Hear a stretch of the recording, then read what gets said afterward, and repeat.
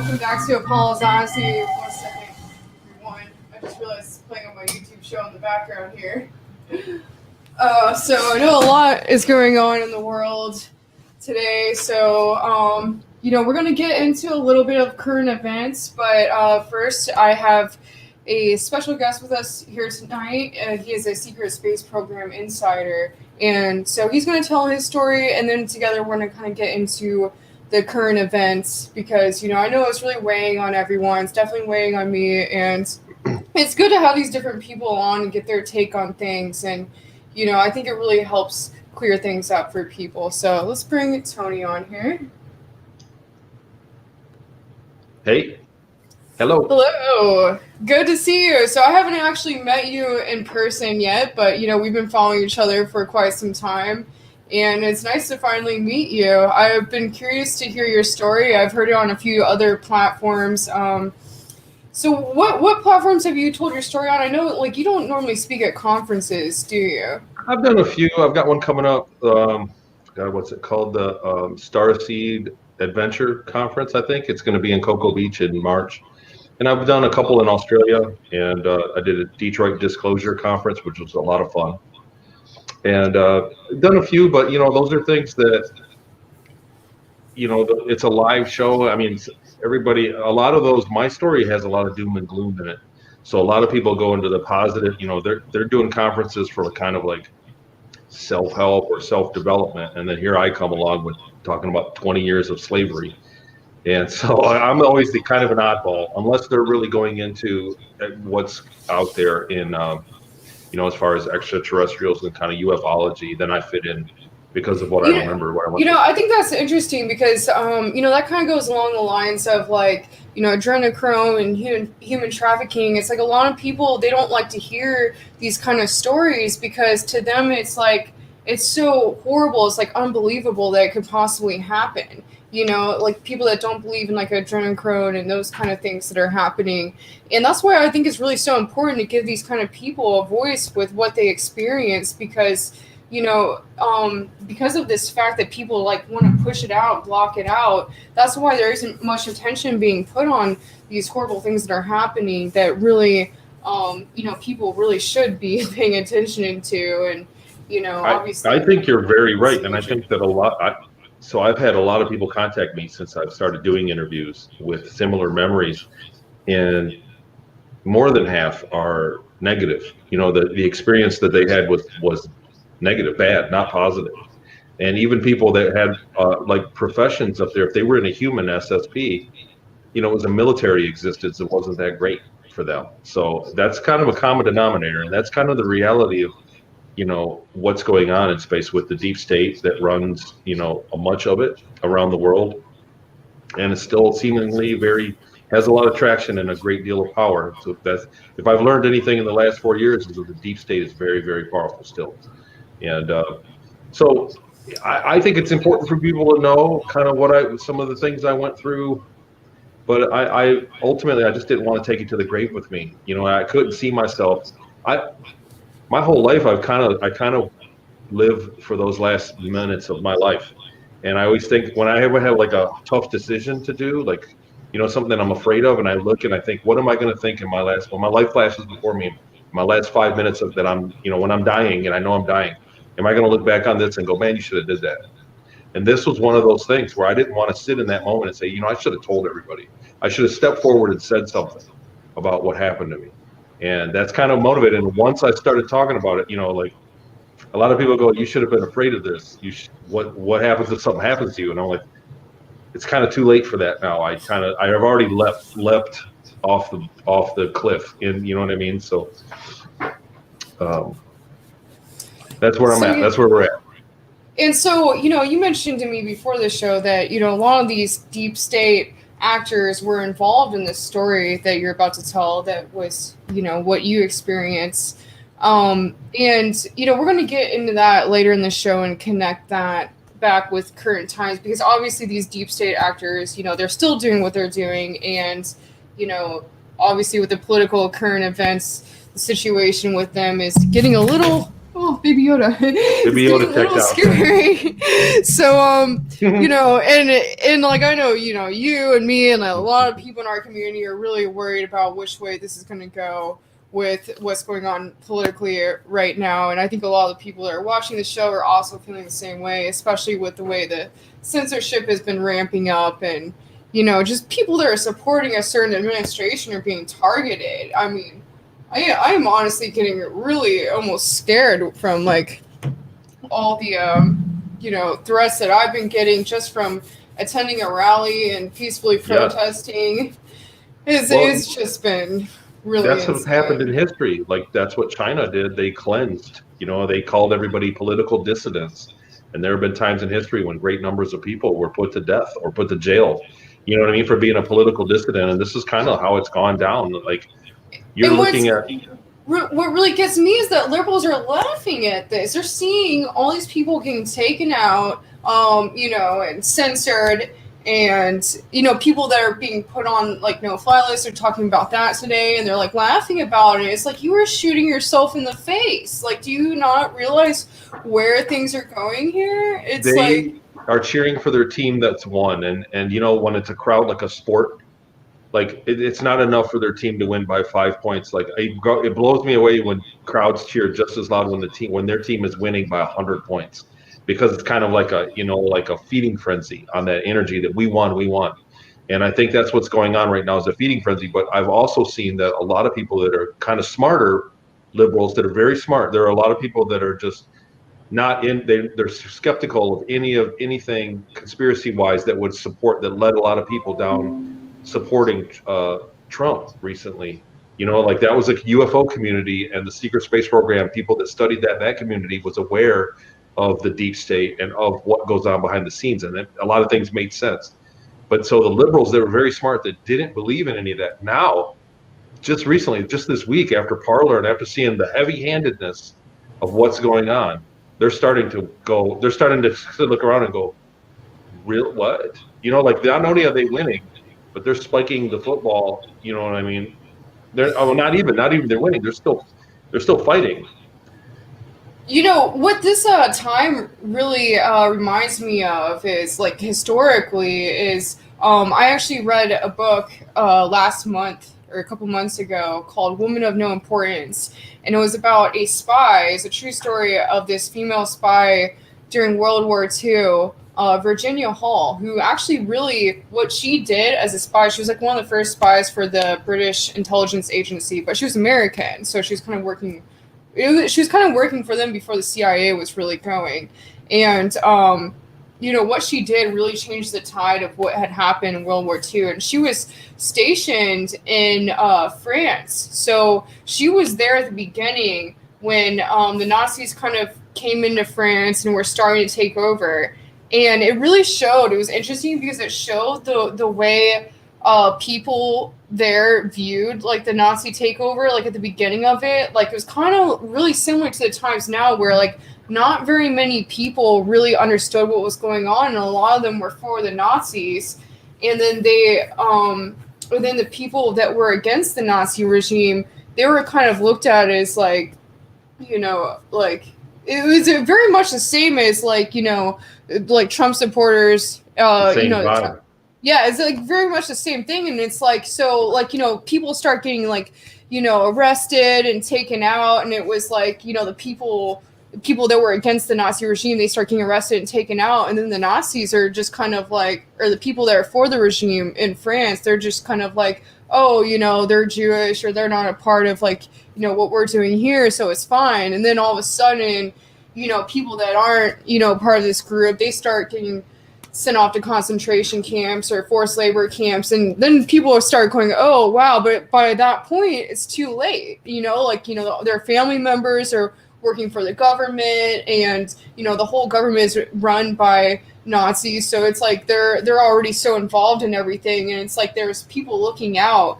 everywhere on every corner to find people that are not a part of the regime. That, I mean, it's like people really need to take a second and look at history and read these kind of books, because it's you know, history is repeating itself, and in a much scarier way, honestly, with the way things are now with the tech side of things. Yeah, You they have know, your phone. it's They don't need just to ask anybody. They already know. There's already files. Like you can't change your tune now and turn into a liberal. Do you get what I'm saying? Like, you can't be like, okay, Biden, great, because you know that something bad's coming because they already know. There's already a record of you online of everything you've ever said or everywhere you went. On top of that, you know so I'm trying to find. I've been looking for the last couple of days. I remember I saw a movie and then I read up on it. I studied it and now I can't find the info. But they did the same thing to the Dalai Lama before the Chinese went in and took over Tibet. They bought the newspapers. They bought them and they did propaganda and they made people hate the Dalai Lama. And not all of them did, of course, because they had such a spiritual connection. But a lot of them, they kept saying the Dalai Lama lives in his mansion and you guys are out starving. And you know what I mean? Like they really painted him as a bad guy. And then they eventually invaded. And that's kind of what's going on now. They're painting half of the country as bad people. And so I'm not blaming, I'm not pointing the finger at the Chinese, but I'm just saying it's kind of the same MO, the same technique that's happened throughout history, you know, and the Nazis in World War II, like you said. They came in, that's how they took Poland as well. They acted like friends and they came in and then they went back in their ships and turned around and opened fire. So and it's the whole propaganda side of it all is what's really honestly the scariest aspect of it to me. That's who's supporting who right now. The people that have fallen for the propaganda, the people that watch the news and they take it verbatim and they swallow it.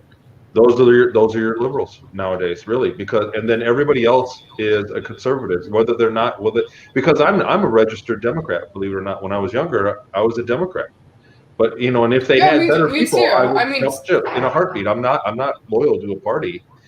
It's who I think is better for all of us that my support.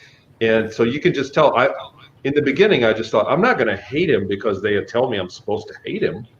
And that's really how it started. And now I'm kind of like sticking up for the underdog is what it feels like, you know, and on top of it, he does good things, or he has done good things for us, you know, the economy, which I think that we're going to get an economical retaliation. And also hasn't started a single war. No wars under this administration, which and you can't say the same about any of the past administrations. Like nobody's been cool about that. Nobody's been, you know, he should be getting recognized for that, for what's happened. But definitely. I don't want to get too political. Yeah, let's get into your story first and then relate this back. Because I know a lot of people here are curious about what your story is. And I'm curious too. I heard it a while back. Like, I listened to it on a show you were on a couple years ago, but it's been a while. So I'd like to hear it again. I know you tell it a lot, so, you know. I'm going to go quick. I'll try to go quick. It's like, how much time do we have anyway? Like, however long I usually do like an hour or so, you know, however long you want to be on here. I mean, I don't want to be on. I actually ended up doing a 4-hour show the other day after I got back from DC with all the people I was with there because it was supposed to be like an hour-long show, but we just ended up talking for like ever. I couldn't believe it, but yeah, you know, I kept thinking hour and a half. However you. Good info. It's quick to do 2 hours. We're talking about really like 20 years worth of memory, worth of life. You know what I mean? If you ask anybody what they did for the last 20 years, I mean, they're not going to tell you in one night. It's just not, that's not how it works. And people go, oh, there's always something different in a different interview. It's because I remember it, you know what I mean, at a different time. But basically, when I went to school in 4th grade, I was in the Talented and Gifted program. And, one of the boys in there who was in that class with us, he rode a limousine to school some days. He was very smart. He was by far the smartest kid in the class. Said his dad's an Illuminati. What's your dad? And we just didn't get along for months. You know, we just didn't get along. We were rivals in the class. I wanted to be smart. I wanted to be the smartest kid in the class, and he was the smartest kid in the class. So we didn't get along.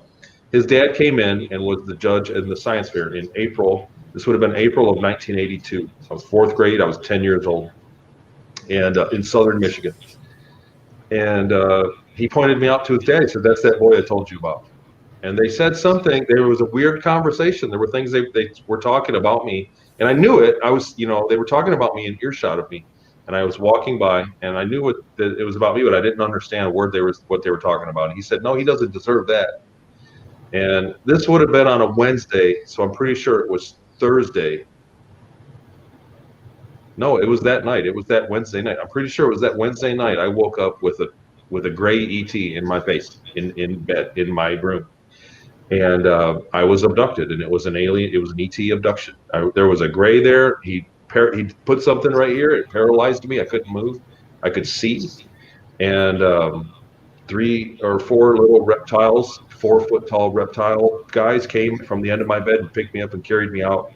There was a flash of light, and the next thing I remember, I was on a table in a laboratory or in a rounded room, and they did a few procedures on me and told me about what they were going to do to me, and needed my permission. But I thought it was like first contact. I thought that's when it started.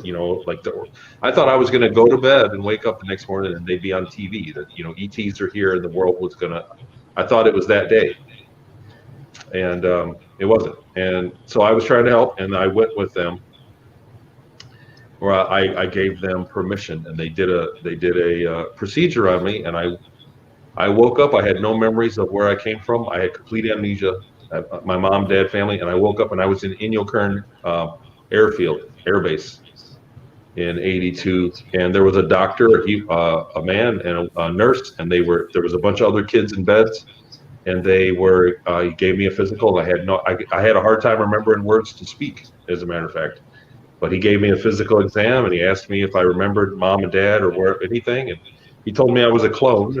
He said, that's because you're a clone. And that began 6 months.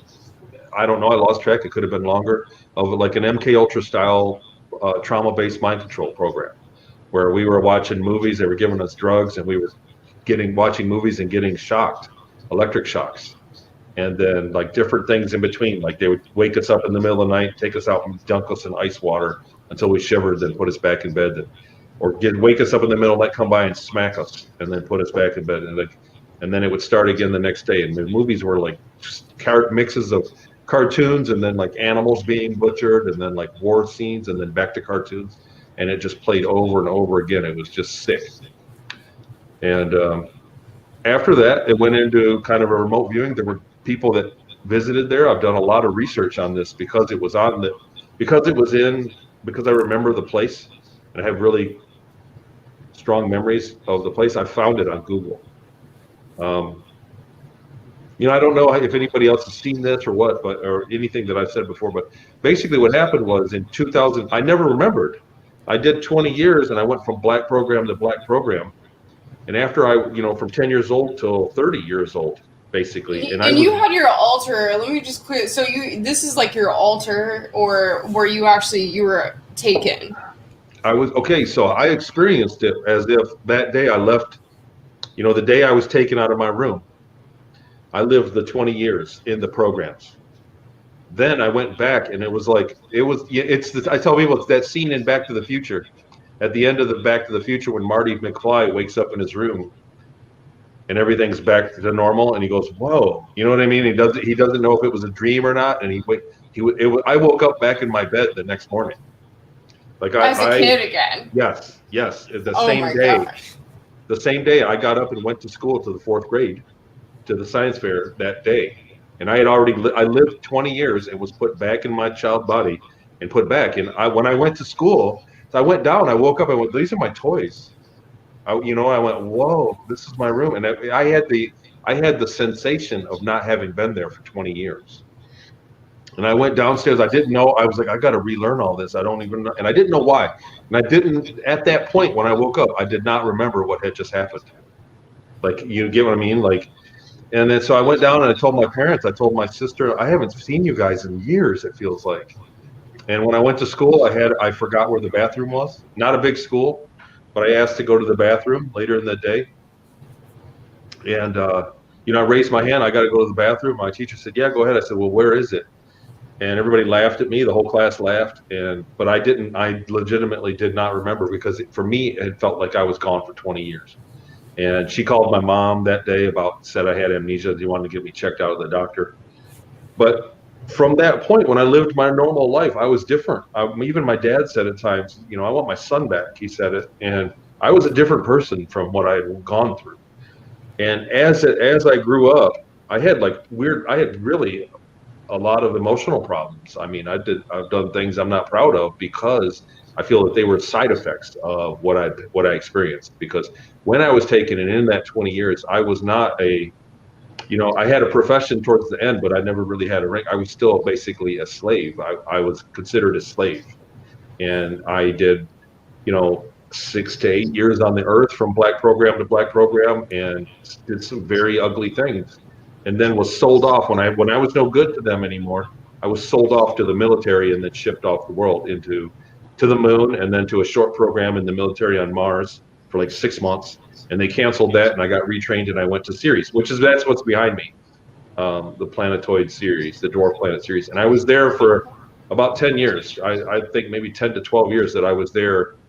And I lived, there are colonies inside of it. There's like 250,000 people living inside of it. It's a German breakaway group from back in the, World War II era, pre-World War II. Like, they started settling it there, and they've been living there since, and it's called the Ceres Colony Corporation.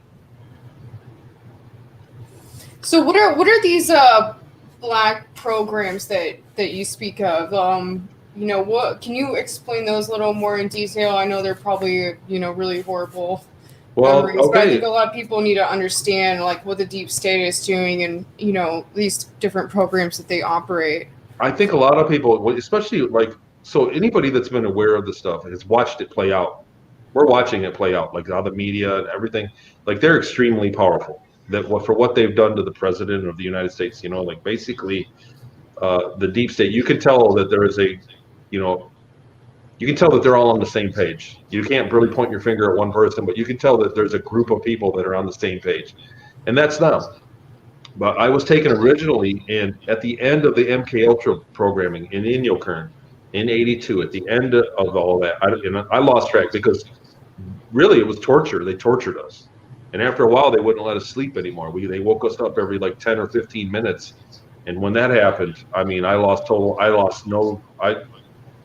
track of everything, who I was, and how many days had gone by. I had no idea. It was just, sleep deprivation was the worst of all of it. At the end of that, they came in, and he had other doctors, and it was like remote viewing training exercises. They tested us, and they put us in an oxygen tent. Again, it's sad that all these scenes are in movies there's a portrayal, because when you go and talk about, now I talked about this long before the movie came out, but when you go and talk about it, people go, well, you just saw that in the movie. And I've had a lot of comments on my YouTube's like that. Like, so you saw the movie Communion. Because I have drawings of, the reptiles, and they're in the movie Communion as well. And they're in a few other places. The Blue Planet Project has them as well. But that's what I remember seeing. So, but basically, like at the end of, I think it's Deadpool 2, where they put him in the oxygen, at the very end of the program, they put us in an oxygen tent. And they had a heart monitor with a bell, like your standard bell, like your teacher had, ding, those little bells, and it would add an argon gas or some inert gas into the oxygen tent and lower the oxygen until we were about to die. And right when you lost consciousness, the bell would ding, and oxygen would come back up, and you'd wake back up, and then it would repeat, and it went on for hours. And I kept getting close to death. It was like I honestly felt like I was leaving my body, and then they bring me back to life, and I get stuck back in. And after a while, there was a point where it was like, it's hard to say. It was like my higher self. It was like I was like an adult speaking, and I said, "Hey," I yelled at him, and the light flickered above me. And you know what I mean? I remember being super angry. I said, "Let this kid die," or you know what I mean? Like, let him die, or make up your mind what you're going to do. And they got all excited, and that was the end of it. And that so do you think they were doing experiments on you? Was this something to try to get things out of you, or said it was worked. It worked like a charm, because that's exactly what I did for the next 2 years. They had a way to bring you close to death, and I did some research on this. So I guess I'm going to say it wrong. Ketamine. There's a version of it that they used as an anesthetic in Vietnam. They could use it on the battlefield because. I don't know. There's something about anesthesia where you have to administer it slowly, and then they have to slowly come out. I don't know exactly, but the ketamine, they could just give you a dose and they could perform surgery. And what they found was that the people that while they were under, they were telling psychic things. They were having predictions of the day to come, and it was like well documented. I think it was the same drug that they were giving us, but they were doing it with kids. I've also found the SRI, it's Stanford Research Institute, and funding for the Grill Flame Project and the Center Lane Project from the CIA that eventually turned into the Gateway Project. Doctors that worked on that have videos out on the internet saying that we've had tremendous results with children in near-death experiences. And they, like at a banquet, they were all happy about it. And this is exactly what happened. This had been in 1982. They were giving us a drug. We'd get an IV with a bag, and I would go out. I didn't know what was said. And they were channeling people. They were channeling other intelligences that would talk through me at that point, or me. I don't know. I don't know exactly what. But they were getting information from the future and from the past. They were getting credible information.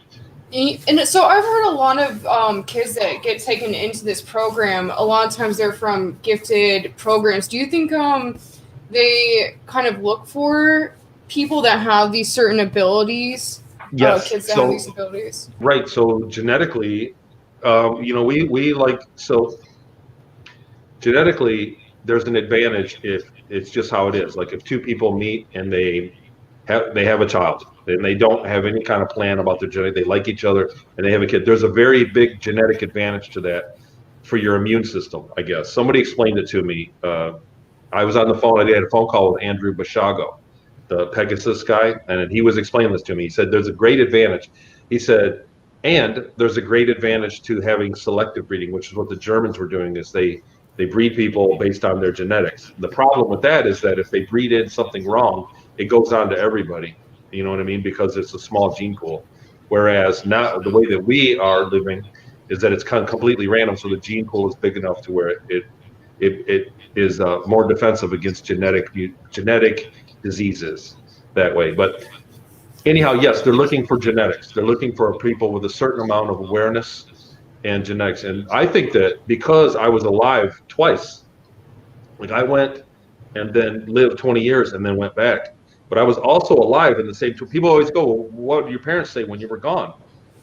I was back the next day. There were two of me. I could have met myself. I could have ran into myself in Seattle.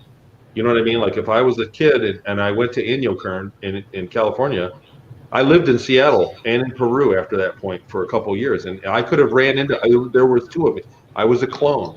I think that cloning is a big part of the technology. I think there are many ways to do it, and the way that they did it with me is they cloned me, and they take people of a certain awareness or a certain intelligence because they're cutting basically your consciousness in half.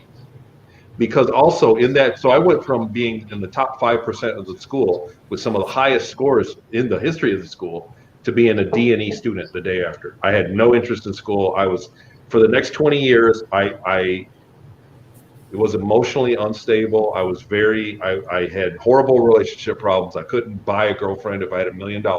I was a sloppy kid.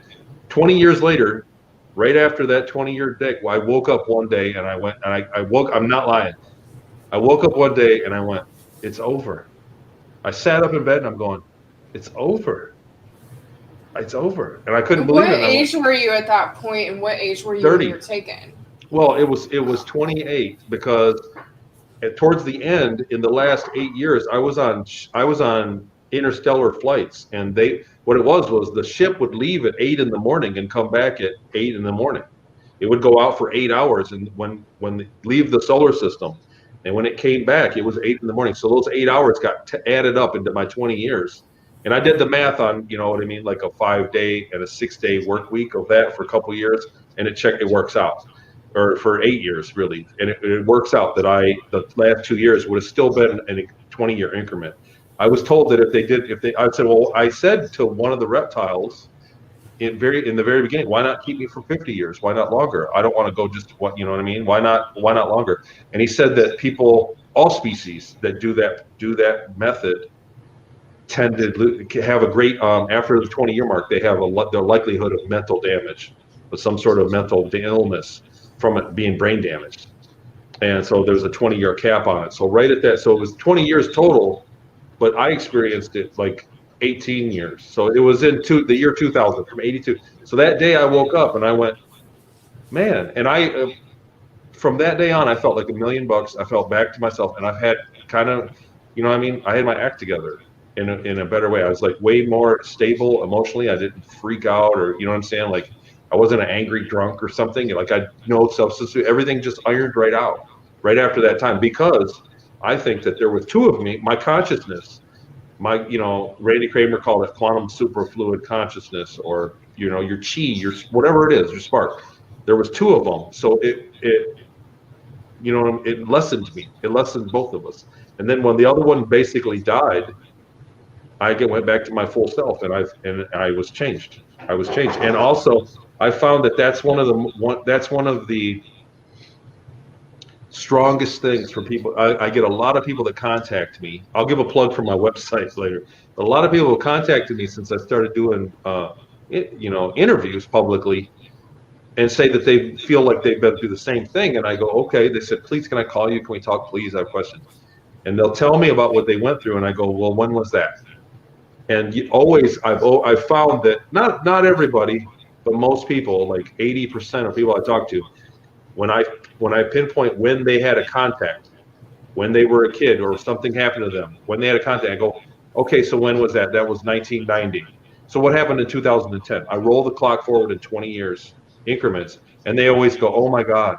And there's always an event. There's always something weird that happens 20 years after. Did you ever witness women being in the secret space program? I've always been curious about that because I haven't really heard of many. I've heard of one secret space program insider who was a woman. I figured that, like, if they're probably used for like sex slaves. There were sex slaves.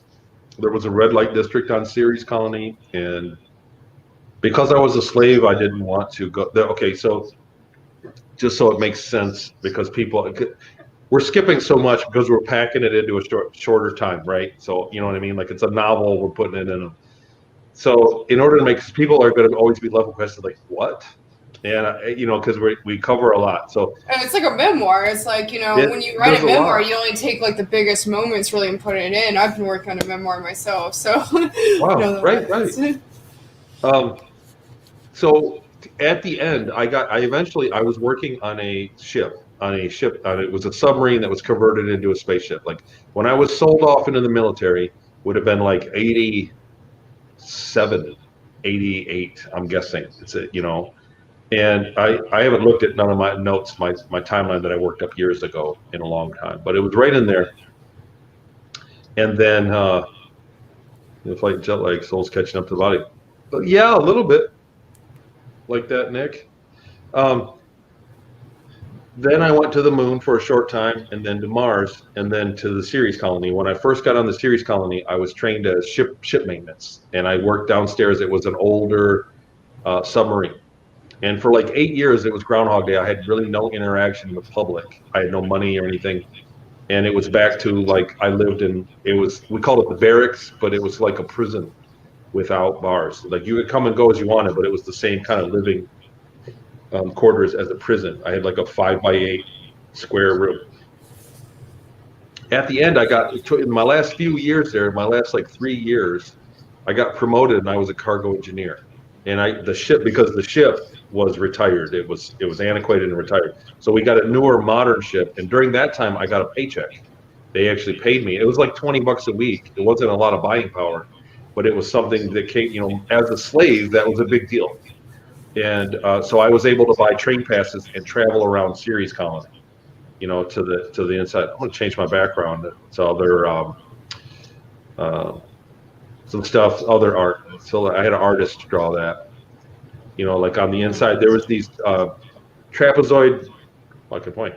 Trapezoid. These tunnels were everywhere. That some other race, the Germans, didn't make them. And they would go into other big areas they would drain water out of big caverns. They would find water and drain it out, and they built European style cities inside of them. And it all had artificial gravity, so the buildings were short. They didn't have really a lot of tall buildings. But when I went to public, because I was a slave, if I went into public, it was totally humiliating. People would always, you know, like, boss me around. It was just like, if I went in on the train and I got a seat on the train, and then somebody walked in, and they'd go, "Slave, get up, you stand up, go walk over there." It was just very unpleasant to be treated bad constantly. It was like literally every time. So I ended up going to the red light district where I was kind of more accepted there. And there was a few incidences where I could stay in the one place that was like a club for free. And I ended up knowing the girls there. The girls there were slaves. They were taken from Earth. They were sex slaves and dancers. Basically, it was. I went there for, I don't know, a year and a half. Whenever on my spare time, that's what I did. So, but there were a lot of girls. There were a lot of girls that worked on the ship as well. They were from Europe. There were a lot of the crew on the ship I was on, at the end, were from Europe, European people that they were taken from there. And the crew was indigenous. They were people that were born and grew up on Ceres Colony. Those were the people that were basically in charge of the ship. Wow, that's really incredible. Yeah, a lot of people's stories with the secret space program, a lot of their stories, I really feel like I can relate to, what you were explaining earlier about like your life, like growing up feeling like not quite there, like you're the you that was here. I feel like I've always been able to relate to that, and it makes me wonder because I had a lot of experiences when I was younger. A lot of people have told me they feel like I've been in it or I'm in it still. Well, sure. Okay. So there's a lot. So here, can I plug my website? Yeah, go ahead. So what happened was, I got my memories back. I got an MRI in late of 2015. I always had memories. I always remembered like looking out the ship window and flying over a geyser on Ceres Colony. And I always had that memory, and I was like, when did that happen? It wasn't a dream. It wasn't remembering. I wasn't remembering a dream that I had. It's different because in a dream, like if you're standing in a store in a dream, you don't remember driving to the store. You don't remember waking up that morning and brushing your teeth and driving and then standing in the store. A dream doesn't work like that. A dream doesn't have a context. These memories did. Like when I was standing, I've had a lot of these as well of going over. This was before I heard about the secret space program. That's why when I started hearing about it, I was like, okay, tell me more. Because like I actually for like an entire summer straight, I had these dreams where I was in a ship every night, and I would go down over. One night I looked like over the surface of the moon because there was like a big crater, and I like landed in the bottom of this crater and went to an underground facility. And I had a lot like that, so kind of makes exactly me curious. How it's located. The LOC is the entrance is in a crater. Yeah, I heard about that later, and like I mean, like years later, I heard accounts of that, and it just kind of made. I'm like, whoa, okay. So how did you find out then? Like, what process did you go through? I'm sorry, I cut you off with what you were saying. No, it's okay. No, that's good though. I mean, that's what I want to hear. Stuff like that. Yeah, it was like I was getting headaches. I was getting like bad headaches repeatedly, and I went to my doctor for a checkup, and I told her about the headaches. She said, "Let's get you an MRI just to check you out." And they scanned my head with an MRI, and I'm not saying that that's what did it, okay? But I know that other guys that have came forward that had a 20 back, remember time on Mars, happened right after they got an MRI scan. And when I learned about that, like a year later after I got my memories back, I went back and looked at my medical records, and I went, "Holy shit!"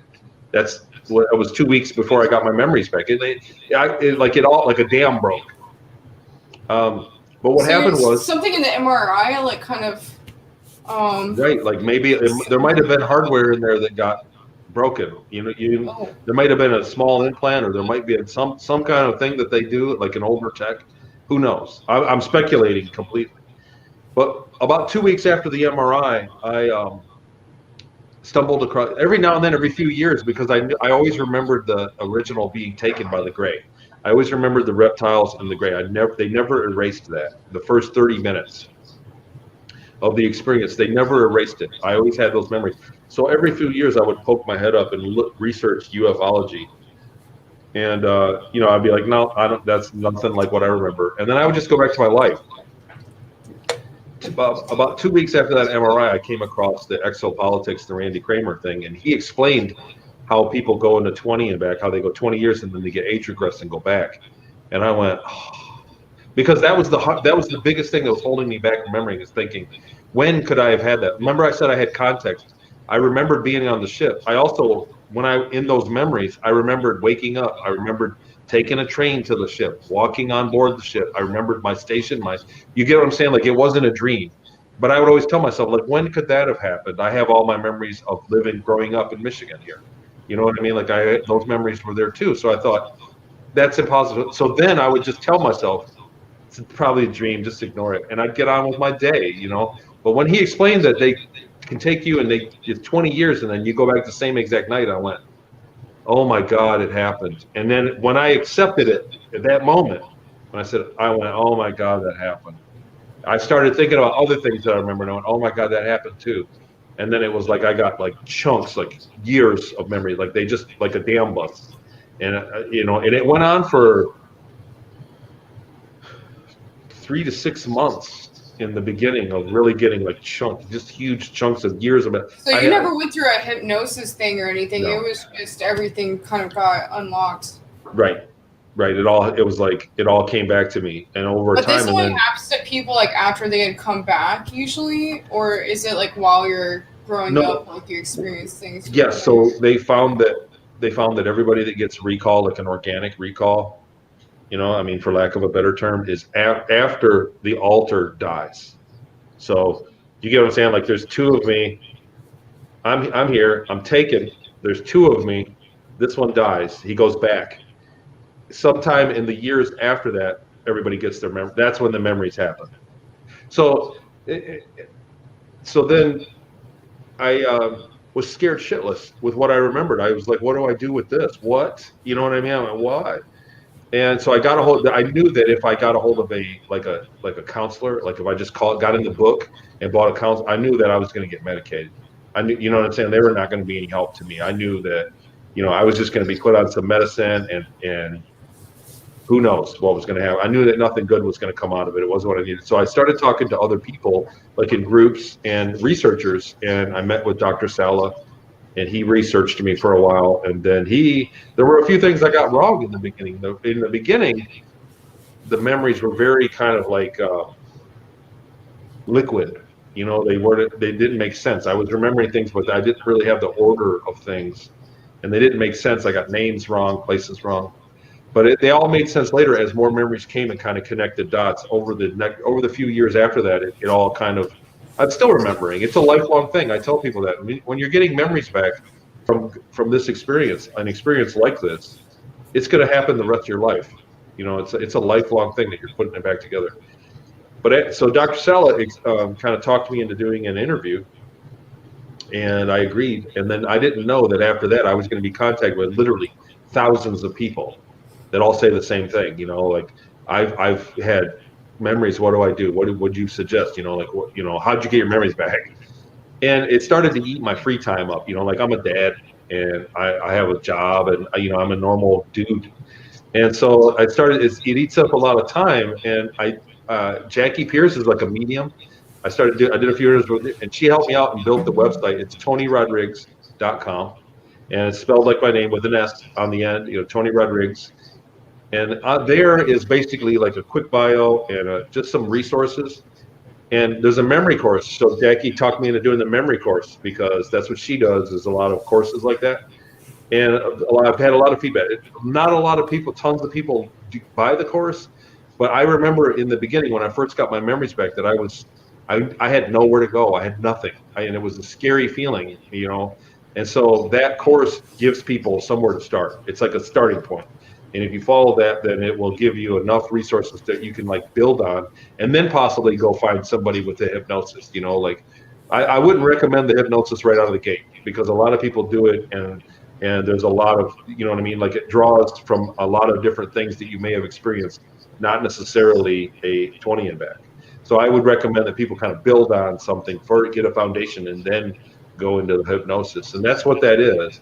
And then there's a link there. So I have a Patreon, and then I have other interviews, and all those links are there. And there's some reading from declassified CIA documents that I've linked on the site as well. So it's not what do you call it, Microsoft.com or anything. It's not a huge site, but there's a lot of info there for somebody that feels like they might have went through that. That's what it's for. And I'll definitely be checking that out. check it out. You know what I mean? Like, and then, so the other thing is, I try to get back with people. I try to. You can email me there. Some days I get a lot of traffic and I can't get to it all, and some days I don't get anything. So I try to get back with everybody.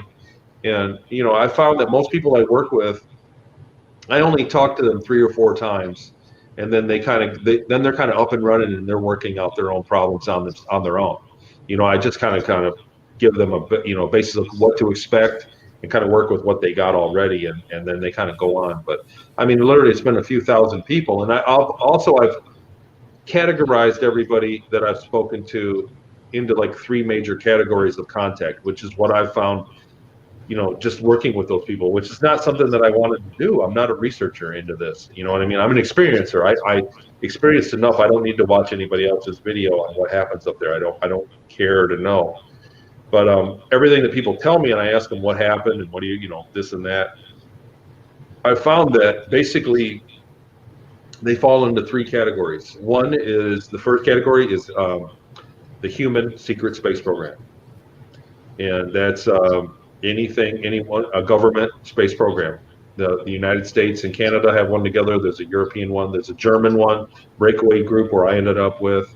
Even though the German one is kind of in cahoots with the second category, which is the Draco. Like the reptilians, and that it's like a whole empire. It's a whole set of ETs that are all different species, but they basically look at us like they treat us bad. So people in that second category usually have bad memories that they think, and they get treated badly. And I think it's because they regard humans, on Earth as more like a cattle or like a livestock to them. That's what we are to them. That's the kind of the Draco Empire, and we get treated with that kind of respect when we're taken. And that indeed was kind of my experience. I was a slave for the Germans, who were leasing technology, and really they were sponsored by the Draco.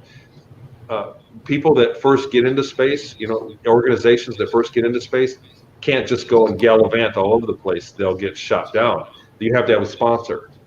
And the Draco sponsored the Germans. And basically, and then the Germans could go wherever they wanted, and if something bad happened to them, the Draco would come in and kind of back them up, diplomatically or militarily. That's kind of how it works up there, from what I remember, at least at a certain level. And so that's the second category, is Dracos. And then the third category is everybody else, because something that I think I'm really the only guy that talks about it is that.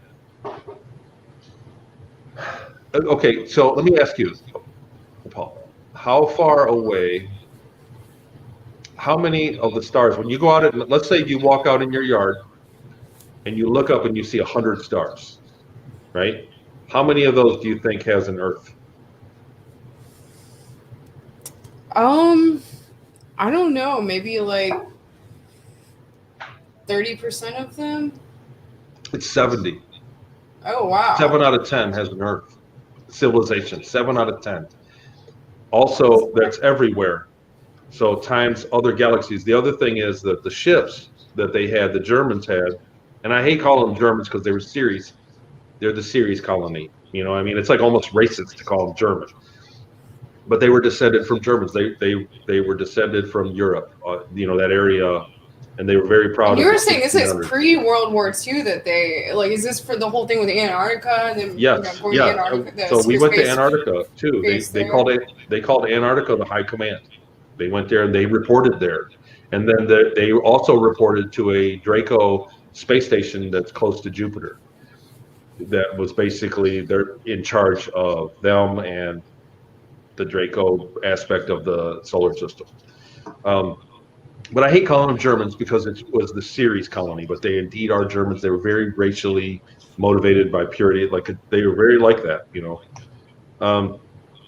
They could go, we left in the morning and we could go to another galaxy and then hop to 2 or 3 planets in that galaxy and then come back, and it would still be the same time in the morning. We would go and work an 8-hour day, and we could go to other galaxies and then access all those stars in that galaxy, even though they had to be, it was like invite only. Like there's a space station, there's a trade station around Jupiter where every species that makes themselves available for trade, there's like a bulletin system where they can contact and make arrangements. Like so we'll come out here and see tomorrow and see what you guys have for trade. And that's what we did. Our ship was a trading ship. We were a trade ship. But they said that an officer told me one day. I said, well, why did we? Because we skipped a couple. There were times when we were like, no, we're not going to go there. We'll just skip them. And I thought, why did you do that? We're going to run out. He said, look, we could have 1,000 ships for 1,000,000 years, and we wouldn't make a dent in the list. You know what I mean? The bulletin board list. So space, you know what I mean? Like everybody, especially in the community, it's like it's either Pleiadian or Andromedan or Lyran. You know what I'm saying? Like nearby stars. But the reality is that third category that I've grouped everybody into is people. It could be from anywhere. There are different levels, different species. They could be from any galaxy, any star system within some galaxy far away, and they could be on any level of technology. Some of them have incredible technology, and I've talked to people that have abduction experiences that are nothing like anybody else's, because they were taken from somebody that was a passerby, or excuse me, a species that was a passerby, and they have a different level of technology and a different reason to abduct them. If that makes sense. So are there like benevolent races abducting humans for these kind of purposes as well? Like I met a girl once that said that she said it was a benevolent race took her, and they had a transparent ship. In other words, they came down in her room and she stepped into the ship. All of a sudden she was in her bedroom and she went and she could still see kind of transparently she was in her room, and then the ship flew away.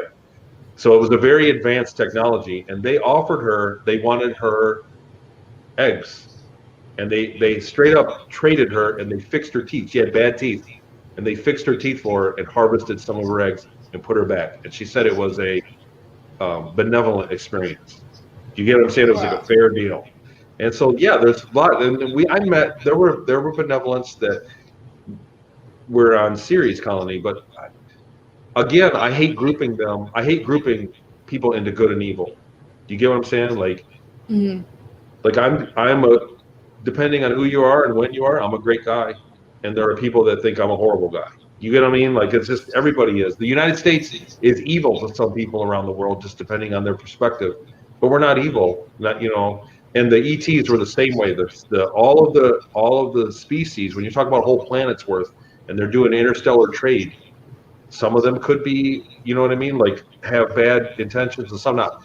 What they found was that ones that were advanced, there were all of them that were advanced were not into slavery, and so they wouldn't even touch the Germans, the Ceres colony. They wouldn't even let them. They were like, and there were many places in the solar system that the Ceres Colony Corporation could not go. We couldn't go to Europa.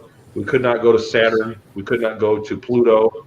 We could not go to Venus. It was completely off limits. If one of the Ceres Colony Corporation ships went to those places, it would be destroyed. And because they were slavers and they were like considered a lower level of development, and those were higher level of development species that were in control of those areas, or at least. When you say these are Germans, are you saying like most of the people that are taken into the program are German, or the people that are running it, like the officers and the the people that live on Ceres, like the people that in the background, like a cavern like that, that's on Ceres Colony. So it's a so small. Are Germans just leaving Germany and going, like they're not even a part of the program? They're just going there and like restarting, like having a new life there? Is that? Well, no, they're born there. They live there. Oh wow. And they live there inside caverns, and they built cities. So they went there like at the end of World War II. However many went there. There's women and children there, and you know what I mean. They have big areas that look like a shopping mall, and they live there. And so people, like, I was aware that there were about 40,000 of us there that were slaves, like me. Like, we lived in our own separate barracks. We had our own train that we rode to the hangar or to the mines. A lot of guys worked in mines, and we were a labor force, and we were taken from Earth. That's what that was. We were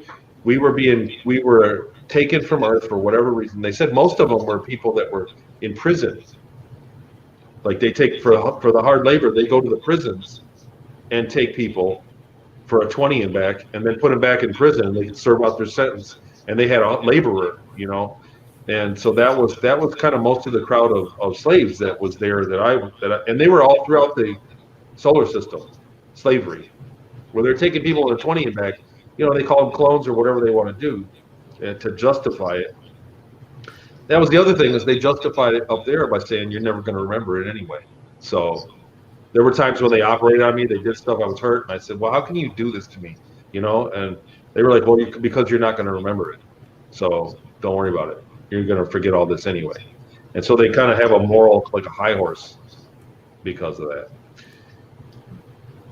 It's important. So this far into my story, which sounds really crazy, I'm sure, to a lot of people, I want to say that there were a lot of things that supported me. There were a lot of things in the beginning that when I was being investigated, checked out. One of them was that in Seattle, when I lived in Seattle, I witnessed, he was a billionaire there, obviously one of the elite, one of the deep state player, but he was a practicing Satanist. And I witnessed a satanic ritual. He did human sacrifice. It was terrible for me. I had no idea what was going on, and I watched it. But I recalled this back in 2015, and it was one of the things that a researcher and a former Satanist said, well, describe it to me. A researcher said, describe to me what you saw. And I described the ritual. And she said, yeah, that's it. You know what I mean? And there was no way that I could have known that, because I've not had any contact with it, like, in my real life with that. The other thing, what are your thoughts on adrenochrome? Oh, sorry, I don't know. No, go ahead. This is a great question. Yeah, what are your thoughts on adrenochrome? And, like, did you actually see people being harvested for it? Like, did you witness that at any point? On one occasion, the very first day that I met him, the guy that basically owned me, they did that. So I would have been 10 years old. This was like right after the mind control, right after Inyokern. And they were keeping us in a dog kennel in his house. I found the house. It's exactly there. I went there in 2016 on my way I went to the Mount Shasta conference, and I flew after the conference, and I did those interviews with Dr. Sala. I flew to Seattle and stayed the night, and I got up and drove there. And I'd never been to Seattle, and I can prove this. My mom or my sister or anybody in my life can tell you that I've never, ever gone to Seattle except for that one time. But I knew my way around the island. I knew my way around the general store that was there. I knew the restaurants. I knew the gas stations. I Googled mapped how to get there to the house. And when I got halfway there, I went, no, this is the way. And I turned away, and Google Maps would have took me over like a quarter mile of dirt road. And I ended up taking the better way there, but from memory. So that was like, I always had self-doubt too. You get what I'm saying? Like, when I always think back to this, like, I get in my normal life where I'm doing stuff in my life, and then I think, man, that happened. It reminds me, and I don't want to believe it. So when I went to Seattle and visited the house that I knew, I lived there for years, and it's exactly how I remembered it. The area, it wasn't like my memories were a little off. I mean, it was like exactly. The other thing that happened was Ceres Colony. They sent the Dawn probe in whatever, it was 16, I think, 15 or 16 when the Dawn probe got there and took pictures of the lights. And a researcher asked me, said, what are these lights here? And I said, are those cities? I said, no, that's salt. That's a geyser that goes off, and the water evaporates, and salt, and I think a little bit of magnesium. It's like Epsom salt, or it's salt, snows back to the ground, and that's what those white deposits are in the crater. And NASA said in 2016 that it was a cocktail of some other minerals. So he said, well, you're probably wrong there. We got to wait until they conclude. This year in last August in 2020, NASA released an article saying that they concluded, and it's salt, and it confirmed me. So I said that in 2015, and NASA just said it 5 years later, and it totally confirmed me. So these are things that, you have to build a case when you're talking about something this out of the ordinary, Then the other stop after Seattle was Peru. I was shipped off to Puerto Tawantinsuyo, Peru. I remember that, and so I haven't visited there because it's like the Wild West. I mean, there's a good chance I could get hurt. So I've been trying to find somebody to take me there, but I also don't speak Spanish. And from what I remember, if you're in that area, it's like you're a gringo, and if you don't speak Spanish, like they'll get violent. But I was there for about 2 years, and what was happening was they dropped me off there. They flew me there on a plane and dropped me off with a briefcase with more of those IVs and drug doses of whatever they were giving me, and a book for the guy. And I lived there, and they were doing flights of cocaine once a month. The cocaine would come, and I checked this out. I remembered all this, and I talked about it to the researchers back in 15. But years later, I researched it, and sure enough, that's where most of the wild coca grows, is in the slopes nearby there. But what I remember is they would bring in coke. It would get processed. They'd bring a little bit up on the river and put it in a warehouse. And when they had a plane load, we would fly to Santa Marta, Colombia, and they'd offload it and get on a boat, and it would go to wherever, you know. And these people, like, this was with the deep state that was running cocaine to the United States. The people. I asked who owns me. I asked my handler. So the guy that was like my handler at the time was in his 20s. He was young, but he was the only person that spoke English in the whole town. He went to school and learned English, and so he was my handler. He was stuck with me, and he hated it. He like hated me because he wanted to go and do a different job, but he was like had to take care of me, and I was mentally broken. I would cry all the time. But what happened was they lost a plane. One of the planes crashed, and so they got another plane, but they had to pay and have me there. And we would take off and go over we'd fly in the air for about an hour, and then he'd put the IV in, or we'd do it before we take off, but he'd put the drug in, and I would lose consciousness. And the first time it didn't work. We landed, he said, you didn't do it, was just gibberish. He's like, we're going to end up getting fed the piranhas. We're going to feed you the piranhas. This is a waste of money. They paid money for me to do that. But they sent down a silver mesh blanket. They said that the electronics from the airplane was messing with me, you know what I mean, interfering.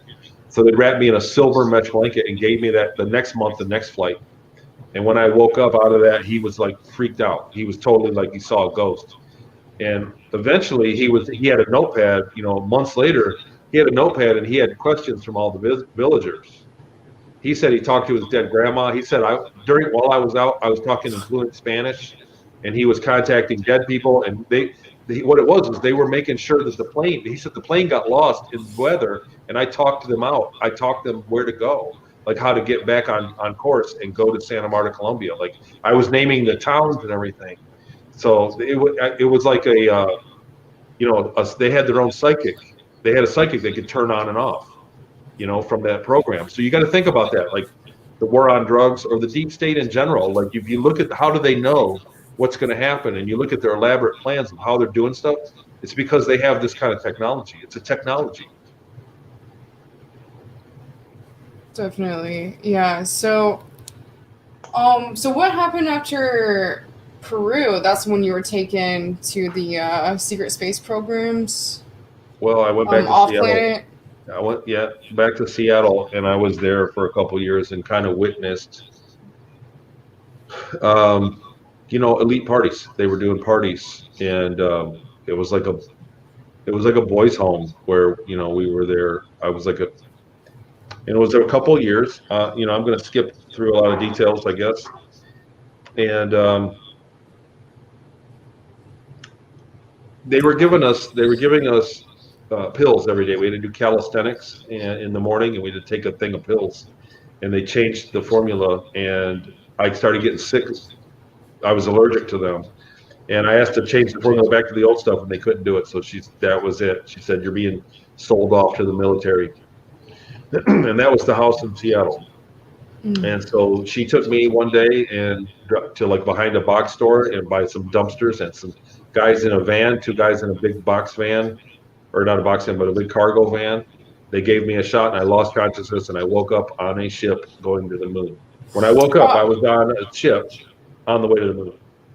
So let me ask you this. What if someone, busted like the situation like you were in Seattle? What if like it had been busted by like police or something, that were like looking for human trafficking rings? What would happen with your altar if they found your altar? Like, would they like realize? I had yeah, I would have been an orphan. I'm sure I would have been put into the orphan system, like. Oh, you had no memory as the alter of who you were Yeah, I had no before. memory of mom Oh or dad wow. or anything. I Oh had no wow. memory of, I had complete amnesia of my life. And well, that's what I mean, because if you think about it like this, like they take you and clone you, and the clone has a blank mind, and then they take part of your consciousness and put you in the clone, and it doesn't have your memories because your memories are stored kind of locally. Then you live your 20 years and they put you back and kill the clone, and then you find your consciousness goes back to your original body only a few minutes later because there was a time travel involved. So only a few minutes later you go back there and you wake up, you don't have those memories because that body is gone, and you have your memories back, because that's how I experienced it. When I went back, all of a sudden I didn't have those memories, but I still didn't. I remembered my mom and dad, and I remembered my life where I was. So It's interesting. So, and then you said when you got back, like you felt weird. It was like the situation, like it was, the moment where it happened, and yeah, oh yeah, it um, was definitely the feeling of being gone for 20 years. That was what happened. interesting. So after, so then you get shipped into the program. Did your family have any like military? Did you have any members of your family that were in the military or anything like that? Because I'm curious if they try to go for people who have family members that have been like higher up or done certain things in the military. That's definitely a common denominator with people I've worked with. A lot of people have had that in common, and I always ask that question, and they're like, "Yeah, usually." And my dad was in the Navy. My dad did I think he was 4 years in the Navy during the Vietnam era, and but I don't think that's why like I wasn't groomed for it. That's why I wasn't out there as a professional or as a killer or something. Like a lot of people have these accounts where they had a very specific skill set or job, that they did. And I think I was just thrown through it because I pissed off that guy's kid. Like they just threw me in it as like A, to have an extra hand up there, you know what I mean, like an excuse, and B, because I have been very humble ever since. I was kind of a cocky kid at the time, and it was I didn't know why, but I was incredibly humbled by it, and I still kind of, have a insignificant ego because of what I went through. It's just something that you don't get over quick. Have you interviewed a lot of other people from that have had this kind of situation? I did for the Conscious Life Expo a while back. Exo News, they wanted me to interview some different people, but for some reason I don't know, they couldn't edit it together or something. So I actually, some of the interviews ended up on Third Phase of Moon actually this year though, but I had done it like 2 years previously. But I haven't interviewed anyone else on my show yet besides you with this, so I'd love to have more people on. I'm kind of bummed that there aren't more, to be honest with you. I thought that there was like a golden time where people were talking about the secret space program when Gaia started having it on. Yeah. And there were people coming out from all over the place, and then they all kind of turned on. There was a real turning on each other, and yeah, it's so weird. It's like that's what has I thought has been strange about it. Like we mentioned earlier, I don't want to name names. I'm not into the whole drama of everything, but I just think it's weird that a lot of them come out and then they're like, like they don't like anyone else that has come forward, and it's like, well, shouldn't your stories kind of seem to go off each other? So I mean, do you have anything to say about that? I mean, I know you probably don't want to be in the drama part of it. Seriously, a lot of guys. So that's the thing. Like when I was hoping to talk to other people that came forward, because it's kind of like you jog your memory that way, and I was hoping, and most of the guys that have come forward were the same way. They were dying to talk to me, and you know what I mean. That's when I talked to guys that did interviews on the phone for hours, and we would just ask each other how it went. And there's kind of a connection always, an overlap. And some people don't. Some people didn't want that, and it was weird to me. But I wanted that. I wanted to speak to other people that at least have some vague memories back to try to see if it would jog my memory on what I went through. And a lot of them came and went, and they've been it's not easy for me. I kind of tend to ignore people, and I'm pretty recluse, socially anyway, like in my regular life. There are people in my life that have seen my story, and I know they don't believe it. I was telling you earlier that, most of the people that are skeptical of me are liberal. They're democratic people. I thought, man, that's weird. I only thought of that in the last few days. I thought everybody that's skeptical of the secret space program or the 20 and back tours, everybody that's diehard skeptical is also believes the news. They say, that those are the people that if it was real, it'd be on the news with it. And it's that kind of mindset.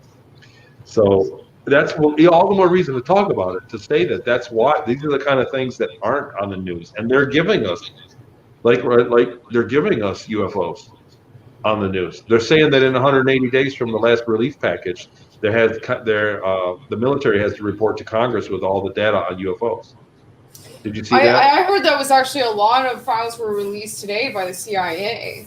Yeah, I saw something like that. I haven't had a chance to go hunt them down. I know. Now, I found a lot of stuff that was interesting with when I was tracking down the Project Grill Flame that I remembered that I participated in. I went to the CIA declassified library, that website, and it takes a minute. It's clunky. The website is clunky, so it doesn't just it's not like fast. But there's a lot of really good info. I mean, you could just you could search psychics, and you'll get a lot of info. It'll blow your mind, So it's coming. We're going to get a disclosure, but it looks like we're also going to get censored.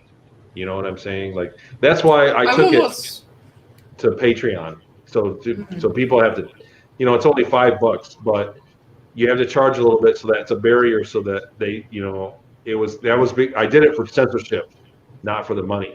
It's not a ton of money. It's not a lot of money anyway, but it's a barrier to try to protect against censorship, because I've done like over 100 interviews like this, and I have a web page with all the links saved, and like 30% are gone.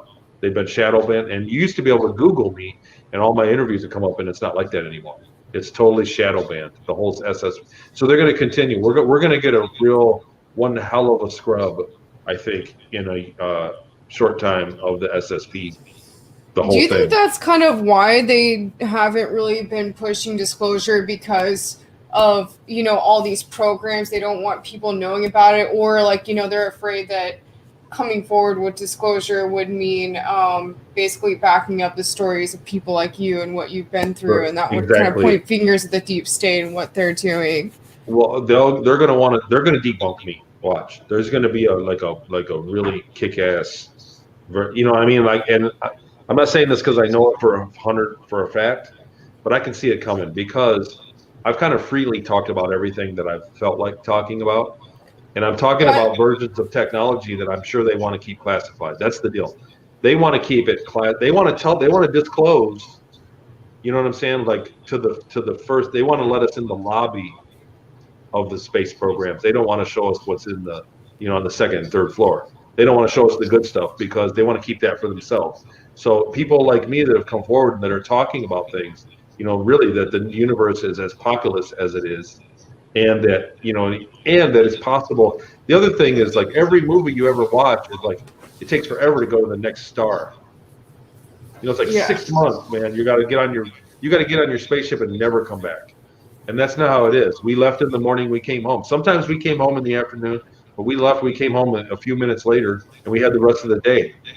Do you know what I mean? The aspect where you said it's so populated, I think one of this side of the disclosure that the reason why they don't want to bring it forward is because, like, the New World Order, with that whole situation, it's like they're trying to say that we need to have so many humans on the planet to be in perpetual balance with nature. But if we're a spacefaring civilization and we can just go repopulate on other planets, then why would that be a problem?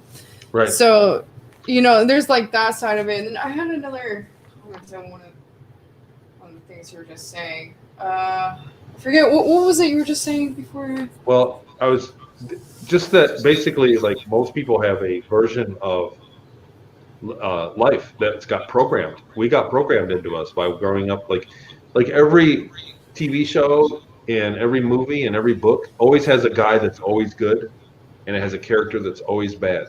So we think that it's a good guy or a bad guy. You know what I'm saying? Like we're looking for that, and when that's really not how people are. Sometimes people behave bad, and sometimes they're good. Some people are super bad, but I've always liked the quote: "There is no good or evil. There's only your perception." absolutely right, and that's how I remember the ETs being as well. You know, like people think that there's like, and there are levels of ET. So I guess there's a ceiling that the Ceres colony. The Ceres colony was aware that there was a ceiling of technology, that once you got to a certain point of technology, it all went into consciousness, like it was all mental. And there are beings that they don't need a ship anymore. They can just appear somewhere. And they, you know, like they could mentally turn an apple into a bottle of wine. Is that where there was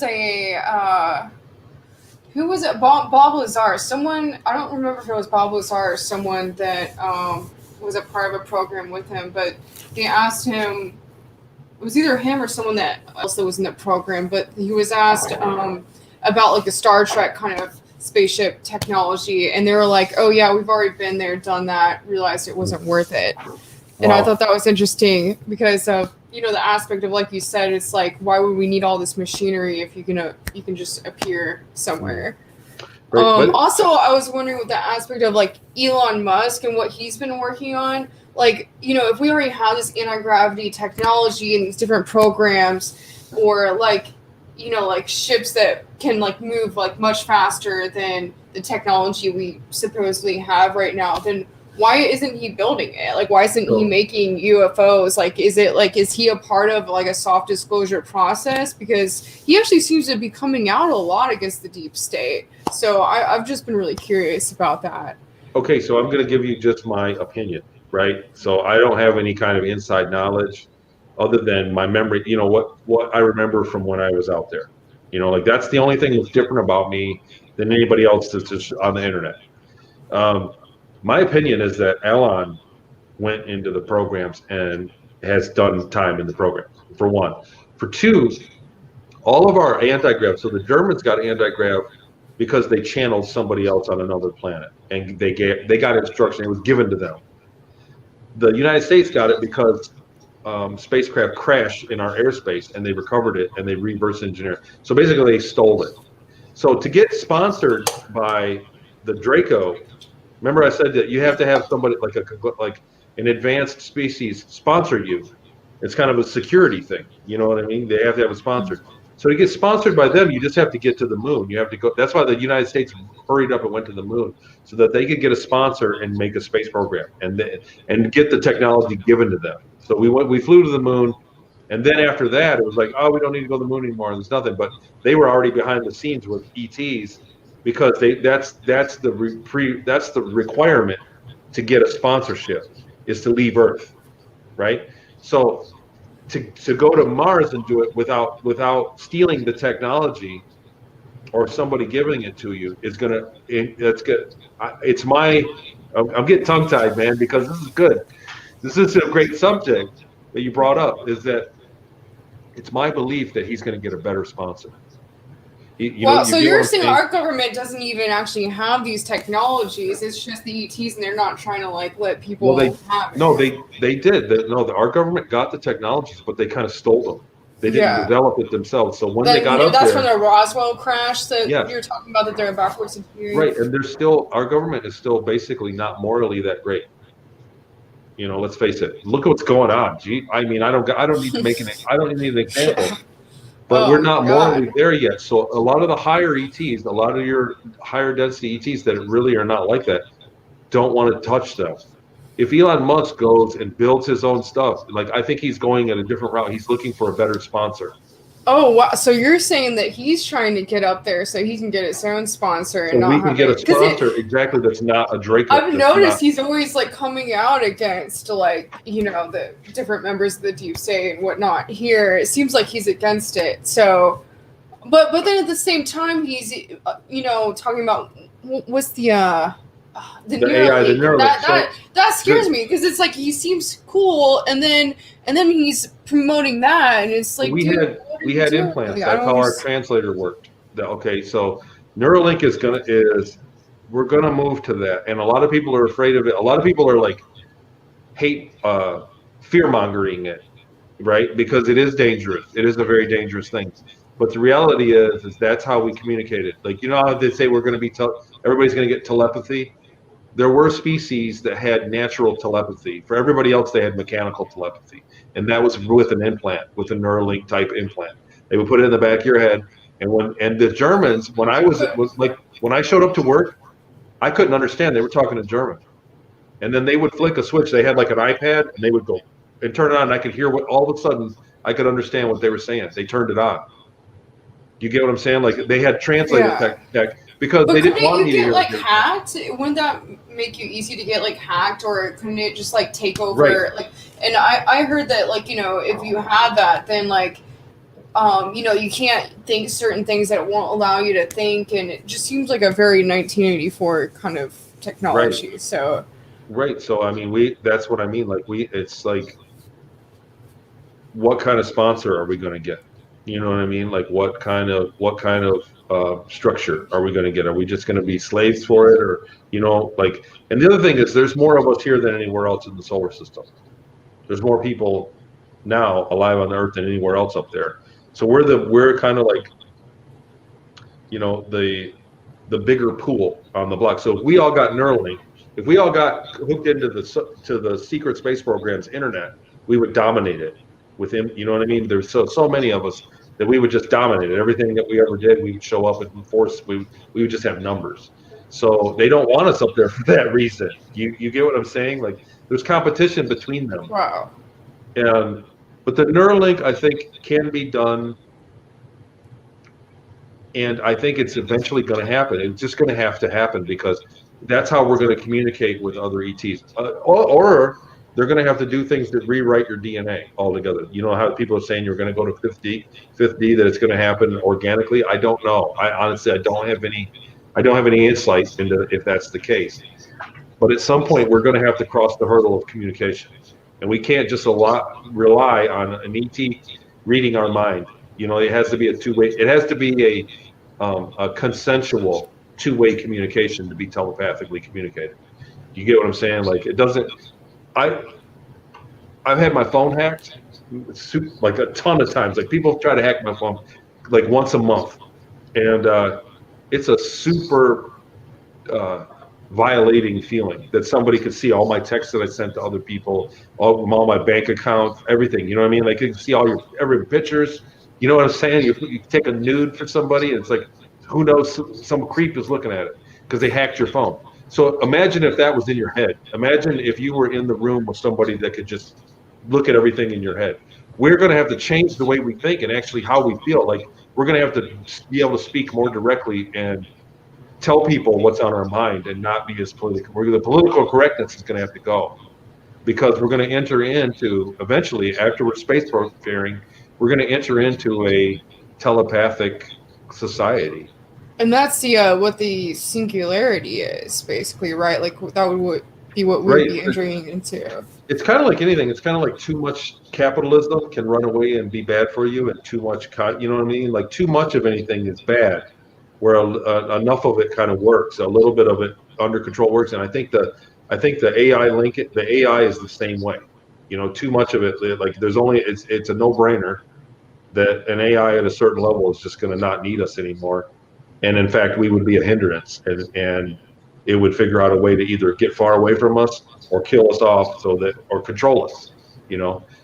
So there's definitely a lot. There's definitely a lot of things that are going to develop. I mean, from what I remember, that they are already dealing with up there, and yeah, that's what's always interested me about like Elon Musk, because he came out so hard against AI, but then he's like, oh, we should all get this Neuralink, and it's he's a little bit too far ahead of everybody else. You know what I mean? Like my suspicion with him is that he's like an active asset because he's just too far ahead of everyone else. I mean, but he doesn't seem to be a part of the deep state. To me, he seems like trying to go against it in every way. So yeah, well, we'll see. I mean, time will tell. I've learned to not trust. They're very good at what they do. They're very good at it. So I don't trust anything. You know what I'm saying? Like, or trust but verify kind of thing. Yeah. And I personally like him from what I can tell. People are always afraid of him, and he is very powerful all of a sudden. And like I said, his products are radically far ahead of everybody else's products. Like General Motors has been making cars, and they're billions and billions of dollars. They've got giant factories all over the world. They've got the best engineers, all this stuff. And then here comes Elon Musk, who's a programmer, and he's cranking out cars that just can drive themselves already. You know what I mean? Like he's just way ahead of everybody. So he's got to have. I saw a picture of his mom recently. His mom looks like a Palladian. Have you seen that? No, I haven't. Oh my gosh! Here, let me pull it up. I'm gonna look it up real quick. Switch to a different pair.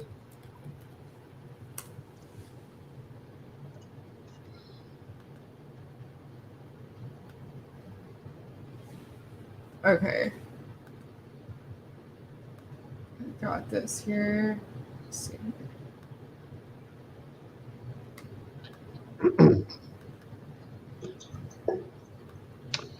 So, while you're looking at that, I just want to say that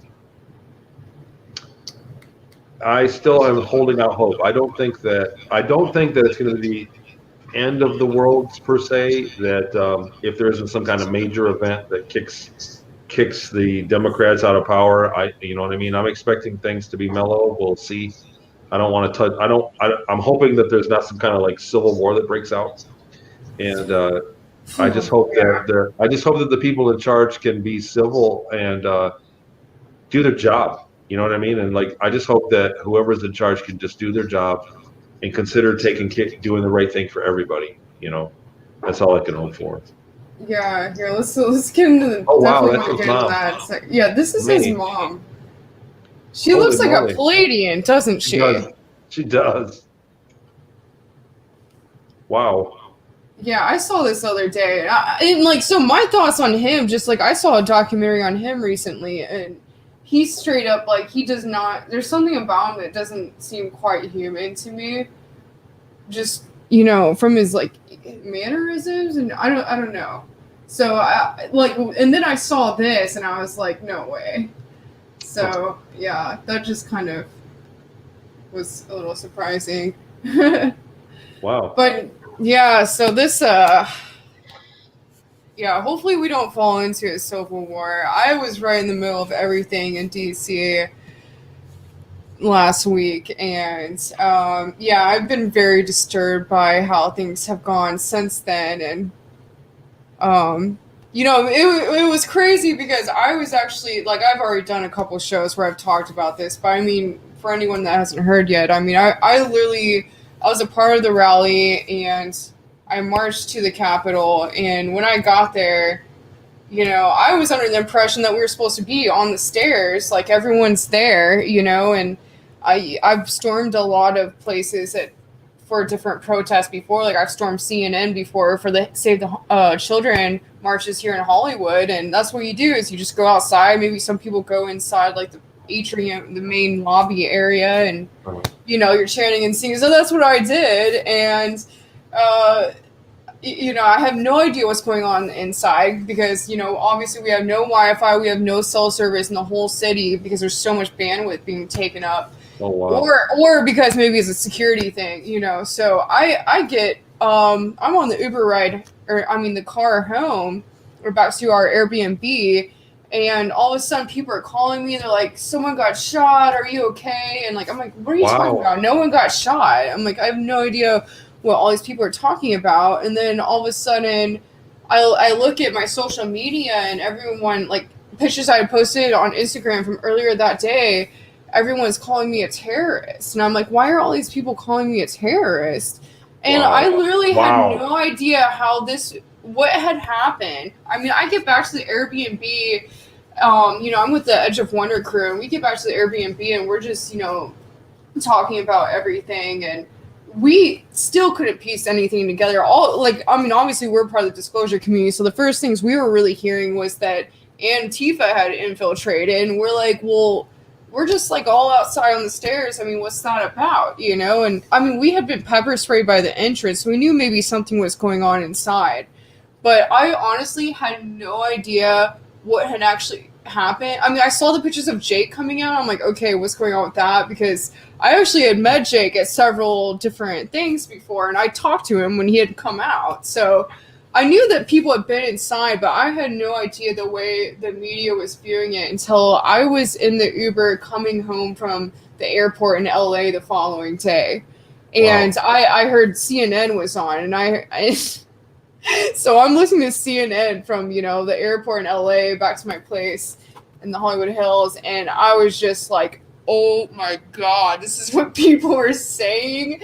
And they are milking it for all it's worth right now. I mean, they're just milking it. Yeah, so it's like coming from me, it's like, you know, they're obviously trying so hard to push a civil war. You've been seeing it all year, and it's like at first they were trying to use it as like, you know, a race thing, and they're trying to incite it, and then, you know, they probably realize, okay, this isn't really working. So then they, you know, push these people into, obviously it seems that Antifa was a part of this. And they keep saying it wasn't, but I mean, I literally have videos of Trump supporters trying to stop Antifa people from breaking windows and them all yelling F Antifa. So wow. Pretty sure that's what happened. But, you know, obviously a lot of people got caught up with it. You know, the energy of these things, wow. You know, you do get caught up kind of. So, I mean, but yeah, it's just been so wild to me, like experiencing everything since I got back, the way that people have viewed this event, and me personally being right in the middle of it and having no idea what's going on when the entire outside world knows what's happening. It's like, you know, and then now I'm seeing all this stuff of like, apparently they're trying to have these armed protests at capitals all over the country in the coming like week, and it's like, okay, it's not Trump supporters that are spreading this. So, yeah. I mean, what are your thoughts on all of that and that whole thing?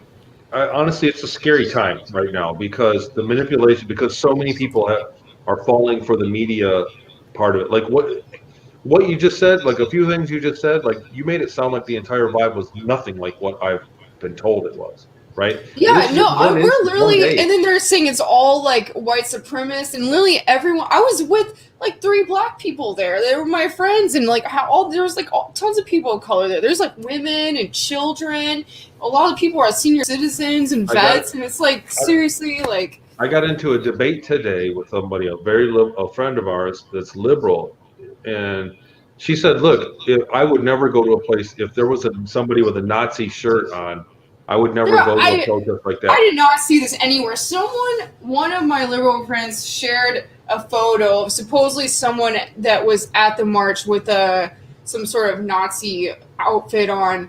And I'm like, I did not see this anywhere. I'm like, seriously? And then when people call me a Nazi, I'm like, my grandpa fought in World War II, and like the bloodiest battle of World War II was like one of like 5 people that survived from his platoon, and like literally like won like 4 bronze medals and 2 Purple Hearts.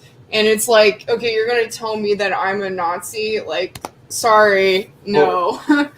And I had a big debate about guilt by association, and I said, look, you can't just look at a movement and say because there were Nazis there that it's a Nazi. You got to look at what they do, what their policies are. The other thing was, I said, you know, when I was young, I grew up in Ann Arbor, or near Ann Arbor, Michigan, and every year back then in the 80s, they were having the Hash Bash in April, and it was to legalize marijuana. And there'd be like 10,000 people in the Diag at U of M. And so we would go to that, but there were Nazis there. There were legit like people there as Nazis, but that doesn't mean that the whole place, the crowd should disperse because now they're guilty as being Nazis because there's some of the crowd. It's a giant slice of public. And that's like the same thing, you know, if we want to like go outside of like, you know, like I try to not like be like one-sided with things. So it's like if you look at that from the perspective of, you know, people that are on the left, like obviously not everyone on the left is like Antifa, like rioting and looting and burning things down, you know. But the media has put it. They've been so really. I mean, junior high starting rumors about everything now, and the people that have fallen for it, hook, line, and sinker, are they've outsourced their thinking. That's funny. They're having the media. It is. It's junior high. The media uses junior high tactics of slandering people behind their back and making them look bad. You know what I mean? And by the people that are doing it, like Like the people in the media that are racist are calling people racist. I'm just using it as an example, but the people that are in the media that are thieves are pointing the finger and saying they're a thief right there. Get that guy, he's a thief. Don't let him do that. You know what I mean? Like the violent ones are calling everybody else violence. That's really what's going on. And that's junior high. But so many people are falling for it, hook, line, and sinker. Like it's escalating. It's still getting worse. It's not going to get better. You know what I mean? It keeps getting worse, and it's scary. Yeah, I'm hearing that people that just went to the rally, not even, were caught up in the situation I got caught up in, are being fired from their jobs and are being put on no-fly lists. And I'm like, that's really worrying me, because it's like, I don't know. I'm wondering if they were just people who were on the plane rides back who refused to wear their masks, and I think they're taking this and they're also using it not just to brainwash, people they're on the left that weren't there and everything, but also they're using it to these stories to make people that were there scared of sharing their story of what they actually experienced. Because they don't want people to know what really happened and, the whole setup of the situation. Look, I don't have the actual, in the back of my head, the dates and what happened. But when the Chinese did that, when they overthrew the emperor, that movement, they did the same exact thing. They made the other political party dissidents, and they wiped them out. You know what I mean? Exactly. And so we are in a two-party system, so you can have a debate. And now they're trying to make it a one-party where they make everything undebatable, no matter how ludicrous it is. And like you said earlier, when we first started talking, how people are cheering it on. It's like, millions of people. So, I mean, we can kind of see it happening. Hopefully everybody else can wake up before it's really crazy. I'd like the United States to stay how it is. Yeah, I mean, everyone should have the right to free speech, the right to, obviously, unless it's harming others. And I think that's what it's like, I think that's what they tried to do with this situation, is to make it seem like it was harming others to, get a reason to take more rights away. And, it's just, the whole situation is just so crazy. And, I'm worried about what's going to happen on the 20th. I still have a little hope left. That maybe, there might be an insurrection act that's taking place right now, or, I don't know. Who knows what's actually happening, but I mean, either way, it's like, even if, the next administration goes in, I think a lot has been exposed just in the past week since what has happened.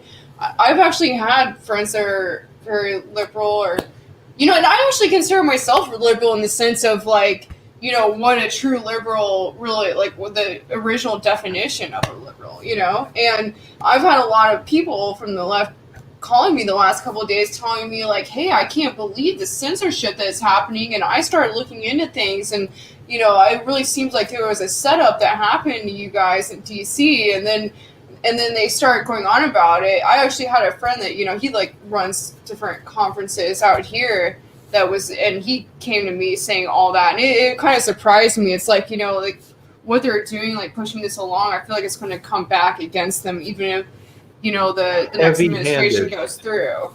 But if it would have been the other way around, and there would have been a Republican sweep, and then all of a sudden they started telling the Democrats, the average citizen, no, you're on a no-fly list.